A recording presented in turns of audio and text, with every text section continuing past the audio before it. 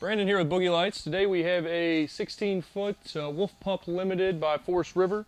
It's going to get a custom underglow, a multicolor RV underglow kit, but highly customized. Anywhere along the bottom that we have a flat, continuous surface allows us to mount. In this scenario, it's going to be a couple 9.5s for the chassis itself, a couple 4.5s across the rear, and then we have just enough room up front for a 2.5 LED strip. Each one of those are going to have its own power lead that's going to come back to our controller module, and then it's going to be controlled via Bluetooth and a handheld RF remote. Step on down the pit and take a look. All right, let's come up here and give you a general overview of what we're going to be doing today. Right along the chassis here, we're going to have a 9.5-foot strip. It's going to start here and it's going to end right before the axle there. That'll be on the left and right side. And then if you want to move back a little bit more,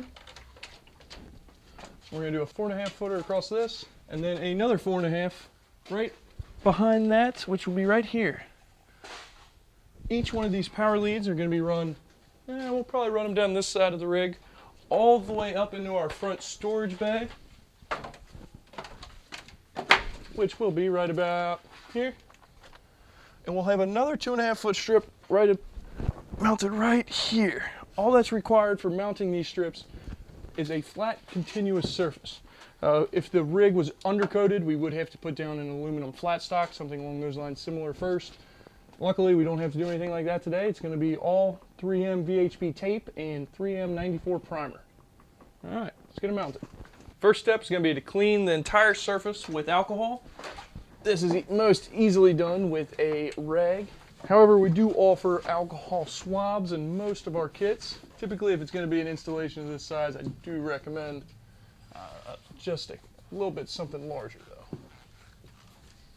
All right, now that we've finished prepping the surface with alcohol, we're going to get the 3M primer and apply the adhesion promoter. 3M primer that comes standard in an underglow kit is in tube form, just like this.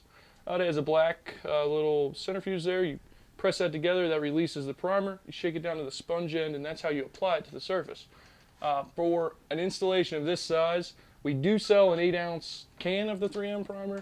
It makes it a lot easier to apply to the surfaces underneath using a rag or a paintbrush or something along those sorts. But I would highly recommend it when you're working with this many strips, this much surface area. It is a little bit more expensive, but in the long run, it's going to save you a lot of time on your back as compared to with the tubes themselves. All right, let's get it primed.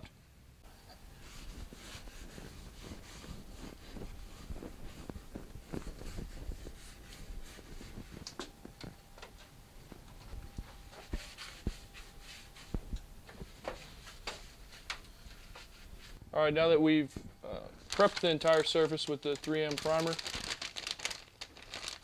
we're going to take our first strip. This is our 9.5-foot LED strip. We're going to put this on both sides of the RV. So both be on the chassis themselves. The end results will look just like this. We mount it there, and we will unravel it all the way until that axle. Now, preferably, you have someone helping you do this so that you don't put any tension unnecessarily on the power lead, the solder joint itself. You want to protect that at all costs when you're installing the LEDs.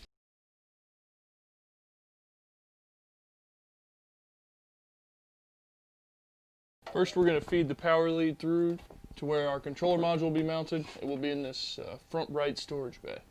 We've already drilled the hole. The drill bit size is enough to accommodate for a total of 5 power leads, which will be coming back.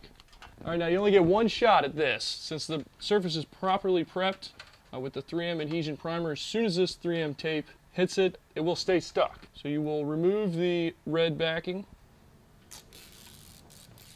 I recommend doing 3 or 4 feet to make sure you have it in the correct mounting position underneath.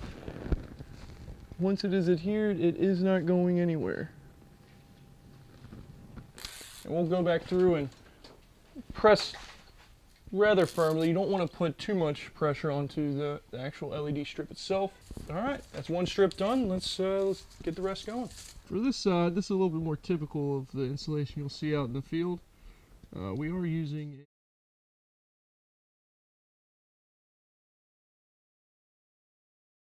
A creepy crawler, and I'm going to keep the LEDs in a circle like this, allowing me to more easily move without the strip exposed. Alright, most important part. The solder point is secured. You'll notice how I have the power lead hanging here, so even when I start moving, there will be nothing pulling on the joint itself.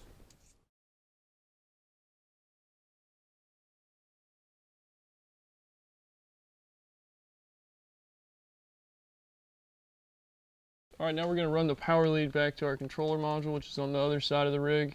We will be utilizing existing wiring here, and we're just going to be zip tying it to those wiring looms. We're going to leave a lot of slack until we get the exact measurements tightened down here.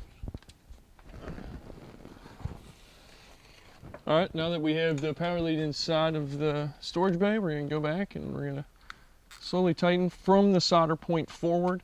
We want to make sure and verify that the solder point doesn't have any tension on it, there's nothing pulling, especially at a downward angle on this solder joint itself.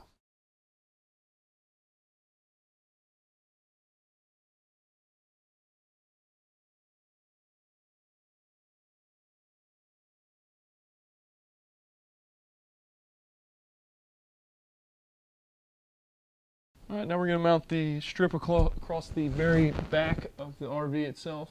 This is a 4.5 foot strip. Most important part, that will be our solder joint location. Then we will work our way across. The entire width of the RV is, well, the back bumper is 7 feet. So.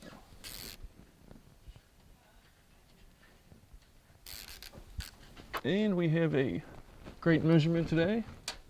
Alright, and we'll start running the wires.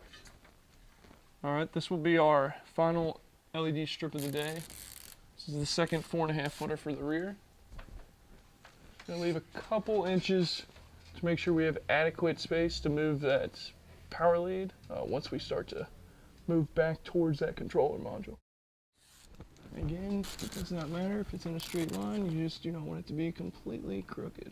Bring a nice easy press before we go back through, smoothly pressing on the entire strip to make sure all that 3M VHB tape is making contact points. Does not require that much force. You do not want to damage the solder joint or in between points where you'll see the copper pads. Alright, now we will run the power lead up to where we ran the previous power lead from the rear 4.5 foot strip. You can see we have it coming over here. We have a zip tie mount here, which we'll use for the top one. And then we'll continue to run both of them all the way down until if you look up there, you'll see kind of where the power lead's hanging. We're going to enter into our front right storage bay.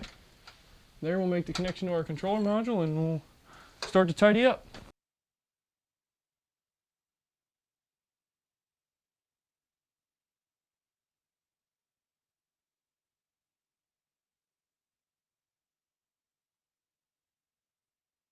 Alright, so now that we've run all of our power leads into this front right storage bay, we filled the hole with some Lexel, and we've run them all to our heavy duty controller module, which is located on the left here. It does have 4 screw points. However, in this installation, we mounted it using some 3M Velcro on the back. It has a 20 amp inline fuse, which goes to your hot, and the black wire goes to your ground. All the LED strips are making their connections right there. And when we press this button, we should have a bright white. This is the M7 remotes. It is also Bluetooth enabled, so you can run it off your smartphone device. Across the front there, you can see we have that 2.5 foot strip. There's a little bit, the only room available up front on the tongue for this model. And then on the left and right, we have 9.5 foot strips. That's both mounted to the chassis. And then across the rear, we have 2 4.5 foot strips, and those are going with the unit itself. You should be able to get all the colors with this. Going up, you have a dark green, a dark blue, a light green, a pinkish purple, a light blue, and then back to the white. Now, if you go all the way back down the color spectrum, you should have the dark red. You can also, with this, dim them down 7 different times. You'll also be able to have them flashing, strobing, breathing. color blending, all the fun stuff available with both Bluetooth and this handheld RF remote. So that concludes our underglow installation for today. We do also have our BoogeyLights awning on this unit, which is displayed right there in the bright white, both of which are handled off of Bluetooth or our M7 remote. Thanks for joining us today. Hope you stop by next time we do our next installation.